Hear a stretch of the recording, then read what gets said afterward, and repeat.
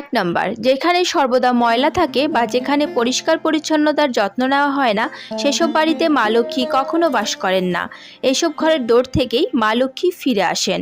2 নম্বর, এমনকি যে সমস্ত বাড়িতে রাতে ঝাড়ু দেওয়া হয় সেখানে কখনোই দেবী লক্ষ্মী আসেন না। শাস্ত্রমতে রাতে মেঝে ঝাড়ু দিলে দেবী লক্ষ্মী ক্রুদ্ধ হন এবং ঘরে দারিদ্র্য আসে। 3 নম্বর, যারা বিছানায় বসে খাবার খান তারা কখনোই দেবী লক্ষ্মীর আশীর্বাদ পান না। এতে ঘরে নেতিবাচক শক্তির সৃষ্টি হয় এবং জীবনে দারিদ্র্য আসে। 4 নম্বর, যে ঘরে রাতে কাপড় ধোয়া হয় সেখানে মা লক্ষ্মী প্রবেশ করেন না বলেই মনে করা হয়।